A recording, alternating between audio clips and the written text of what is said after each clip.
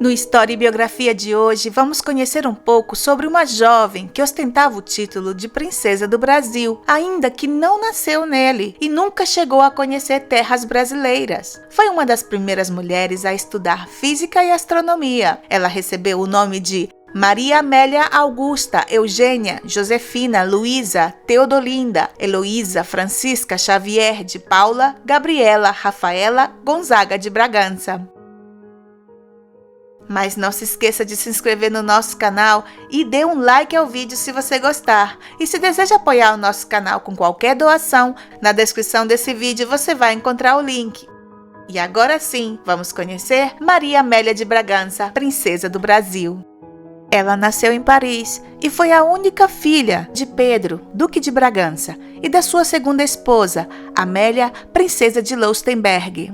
Seu pai havia sido imperador do Brasil como Pedro I e rei de Portugal como Pedro IV, trono do qual abdicou apenas 2 meses após a sua aclamação em favor da sua filha mais velha, Maria II. Porém, 2 anos depois, ela foi afastada do trono por seu tio, o irmão mais novo de Pedro, que assumiu o trono como Miguel I.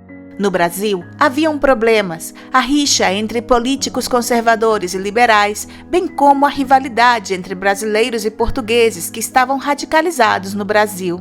Além disso, ele tinha um forte desejo de recuperar a coroa da sua filha.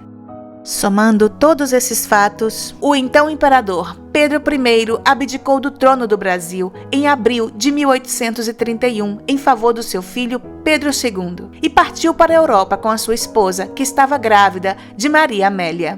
Por parte de pai, Maria Amélia era membro do ramo brasileiro da dinastia de Bragança, sendo neta de Dom João IV de Portugal e da sua esposa Carlota Joaquina de Bourbon. Pelo lado da mãe, era neta do príncipe Eugênio de Beauharnais, filho adotivo de Napoleão e da princesa Augusta da Baviera, filha mais velha do rei Maximiliano da Baviera. Como nasceu na França, para que Maria Amélia fosse reconhecida como Princesa do Brasil, Pedro convidou várias pessoas para presenciar o seu nascimento, inclusive o embaixador do Brasil. A recém-nascida teve como padrinhos o rei Luís Filipe I da França e a sua esposa Maria Amália de Bourbon e 2 Sicílias. Dom Pedro I ficou encantado com a bebê Maria Amélia e enviou uma carta datada do dia 4 de dezembro para os seus outros filhos que ficaram no Brasil, incluindo o futuro Pedro II, com a seguinte mensagem: A divina providência quis diminuir a tristeza que sente meu coração paterno pela separação de Vossa Majestade Imperial, dando-me mais uma filha, e a Vossa Majestade Imperial mais uma irmã e súdita. Depois de umas semanas, ele partiu para os Açores, onde organizaria uma força expedicionária para invadir Portugal e reivindicar o trono da sua outra filha, Maria II. Enquanto isso, Maria Amélia viveria em Paris com a sua mãe e as suas 2 meio-irmãs, a rainha Dona Maria II e a duquesa de Goiás, filha do Dom Pedro I, com a famosa Marquesa de Santos. Dom Pedro consegue a vitória e Dona Amélia partiu com a sua filha e a sua enteada para Portugal, chegando à capital em setembro de 1833. Charles Napier, um oficial naval britânico que lutou ao lado de Dom Pedro, escreveu as seguintes palavras sobre esse encontro: Nunca vi o Pedro tão feliz e tão satisfeito. Ele embarcou um pouco acima de Belém e foi recebido na escada pela Imperatriz Amélia, que o abraçou e o beijou com muito carinho. A rainha, Maria II, estava muito emocionada e não conseguiu segurar as lágrimas. A princesinha, Maria Amélia, a sua filha mais nova, teve boa parte da sua atenção. Ela ficou um pouco assustada com a sua barba espessa e não correspondeu muito às suas carícias. Dessa forma, Miguel I foi derrotado e exilado de Portugal. E Maria Amélia e sua família estabeleceram-se em Portugal, residindo inicialmente no Palácio do Ramalhão e mais tarde no Palácio Real de Queluz, próximo a Lisboa. Mas apesar de haver ganhado, conseguido a vitória, o conflito que Dom Pedro teve que enfrentar contra o irmão minou muito a sua saúde e ele acabou contraindo tuberculose. Pedro já havia estabelecido uma relação muito próxima com a sua pequena filha e eles adoravam um ao outro. Maria Amélia, ainda que não havia completado 3 anos de idade, foi levada na madrugada de 24 de setembro de 1834 ao leito de morte de Dom Pedro. Muito fraco, ele levantou as mãos para abençoá-la e disse: "Sempre fale a esta criança do pai que a amava tanto. Não se esqueça de mim. Sempre obedeça a sua mãe. Esses são os meus últimos desejos." E na tarde daquele mesmo dia, Dom Pedro faleceu. A sua viúva Amélia não voltou a se casar e se mudou para o Palácio das Janelas Verdes e dedicou-se a supervisionar a educação da filha. Mas ainda que elas estavam estabelecidas em território luso, elas não pertenciam à família real portuguesa. E, embora sem sucesso, Amélia solicitou ao governo o reconhecimento dela e de sua filha como membros da família imperial brasileira, com direito a uma renda anual. Dom Pedro II ainda era menor de idade e o Brasil era governado por uma regência e temia uma possível influência da imperatriz viúva nos assuntos do Estado. Por esse motivo, o governo imperial se recusou durante anos a reconhecer Maria Amélia como princesa brasileira, com a desculpa de que ela havia nascido em território estrangeiro, e proibiu que ela e a sua mãe pusessem os pés no Brasil. Isso só mudaria com a maioridade de Dom Pedro II, em 1840, que defendia o reconhecimento de mãe e filha como membros da família imperial brasileira. Maria Amélia foi crescendo e se tornou uma garota de beleza impressionante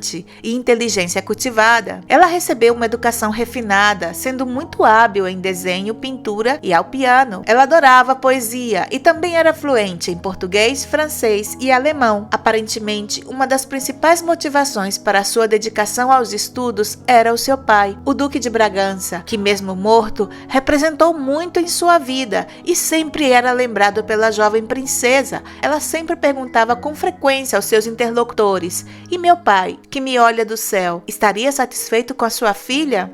Na verdade, ela nunca foi capaz de lidar com a morte de seu pai e isto a tocava profundamente. Uma carta escrita pela princesa em 27 de agosto de 1851 fala um pouco sobre os seus sentimentos. "Estive no palácio de Queluz, após a morte do meu pai. Nunca havia visto este palácio novamente. Não conseguia lembrar-me de nada, absolutamente nada, com exceção do quarto onde meu pai morreu. Lá, lembrei-me de tudo. Cada objeto foi gravado na minha memória.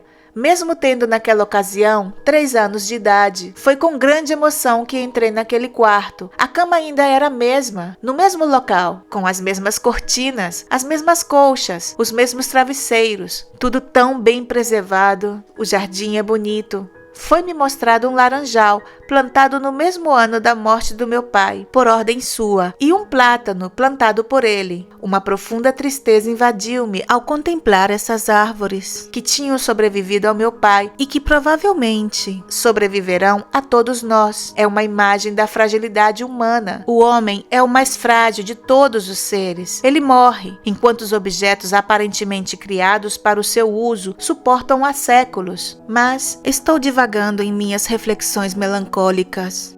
No início de 1852, o arquiduque Maximiliano da Áustria, que servia na marinha austríaca, visitou Amélia e Maria Amélia durante uma escala em Portugal. Eles já se conheciam e se encontraram pela primeira vez em uma reunião familiar, quando Maximiliano tinha 6 anos de idade e Maria Amélia tinha 7. Nessa reunião, as famílias mais ou menos deixaram apalavrado um casamento entre os dois. Naquela época, era muito comum acertar o casamento dos filhos ainda pequenos. E nessa reunião, as 2 crianças se deram muito bem. Maximiliano cresceu pensando que Maria Amélia seria sua esposa e decidiu fazer essa viagem a Lisboa para conhecê-la melhor. E chegando lá, o reencontro foi idílico, já que os dois novamente se deram muito bem e ele passou 2 semanas em companhia da ex-imperatriz Amélia e da princesa Maria Amélia. Sobre esse encontro, Maximiliano escreveu no seu diário o seguinte: A mais gentil e, sem dúvida, a mais espirituosa figura da corte portuguesa é de longe a imperatriz viúva Amélia, segunda esposa de Dom Pedro I, que mora com a sua gentil e muito adorada filha, que é uma perfeita princesa, como raramente se encontra. Naquela ocasião, os dois passeavam apaixonados. Maximiliano poderia perfeitamente ter pedido a mão da princesa em casamento. Porém, haviam alguns impedimentos. Primeiro, a princesa ainda não tinha um dote fixado. Segundo, ela não se encontrava muito bem de saúde, o que impedia qualquer negociação de noivado. E terceiro, Maximiliano era um segundo filho e o seu irmão mais velho ainda não estava casado, e isso impedia qualquer negociação. Seu irmão mais velho tinha que se casar primeiro, para somente depois Maximiliano se casar. Mas com certeza os dois fizeram planos de casamento durante aquele encontro, ainda que nada fosse oficializado, já que eles estavam perdidamente apaixonados um pelo outro.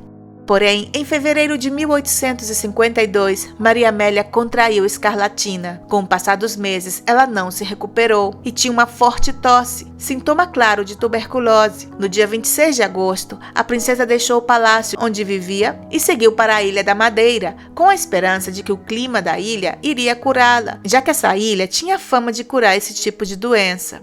Mãe e filha desembarcaram no dia 31 de agosto no Funchal, que era a capital da ilha. Toda a cidade as recebeu com muita alegria e uma multidão as acompanhou até a sua nova casa. Maria Amélia adorou a ilha. Se um dia eu ficar boa, faremos longas caminhadas nas montanhas e encontraremos novas trilhas, como fazíamos quando estávamos em Stein. Mas a sua saúde só piorou e no final de novembro já havia perdido as esperanças. No início de 1853, a princesa estava de cama e já sabia que a sua morte se aproximava. Minhas forças diminuem a cada dia, posso sentir, estou chegando ao começo do fim. Pouco depois da meia-noite, na madrugada do dia 4 de fevereiro, um sacerdote administrou a extrema unção. Maria Amélia tentou consolar a mãe. Não chore, deixe que a vontade de Deus seja feita, que Ele possa vir em meu auxílio em minha última hora, que Ele possa consolar a minha pobre mãe. Maria Amélia morreu pouco depois, por volta das 4 horas da manhã.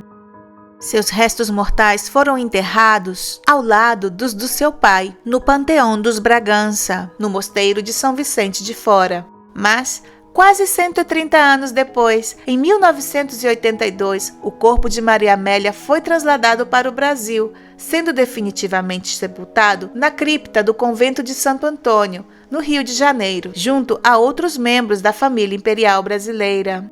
A sua morte tocou profundamente a todos que a cercavam. O seu irmão Dom Pedro II jamais conheceu a sua irmã pessoalmente, mas havia desenvolvido uma forte relação com ela através de suas cartas. A imperatriz viúva financiou a construção de um hospital no Funchal, chamado Princesa Dona Maria Amélia, em honra à filha, e o hospital existe até o dia de hoje. E durante muito tempo, o arquiduque Maximiliano foi assombrado pelas lembranças da sua amada Maria Amélia. E após o seu casamento com Carlota da Bélgica, ele fez uma peregrinação pessoal aos locais ligados a Maria Amélia. Ele acabou se tornando imperador do México em 1864, mas devido a uma tremenda guerra civil naquele país, os republicanos venceram. E Maximiliano foi condenado e executado em 1867. Porém, os seus últimos pensamentos foram para Maria Amélia, já que ele levava sempre consigo um pequeno medalhão da Virgem Maria no pescoço. E quando ele foi despojado de todos os seus pertences para poder ser executado, pediu encarecidamente que entregassem aquele medalhão à imperatriz viúva Amélia. Maria Amélia, a princesa Flor, partiu cedo e não chegou a conhecer o Brasil, a terra da qual sempre dizia que amava e esperava ansiosamente conhecer.